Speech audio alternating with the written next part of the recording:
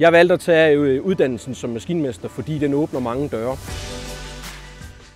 Igennem min uddannelse, der arbejdede jeg i Odense Idrætspark, hvor det var, jeg fik lov til at snuse til, hvad det vil sige at være i et driftteam.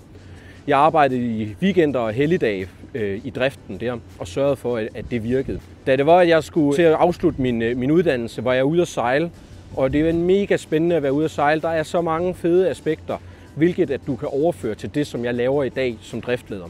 Da det var, jeg blev færdig som maskinmester, der blev jeg ansat som projektleder i en anden gasvirksomhed, hvor det var, at jeg lavede tekniske gasinstallationer. Herigennem der stiftede jeg erfaring med gassikkerhed og arbejde omkring gasinstallationer. Da jeg har arbejdet der i 3 år, synes jeg, det var ved at være tid til at komme til at arbejde med drift og vedligehold igen, og søgte derfor ind hos Nature Energy som driftleder-assistent. Her var mine arbejdsopgaver, at jeg skulle lave projektarbejde, jeg skulle være med til at drive driften og være med til at sørge for, at anlægget kørte.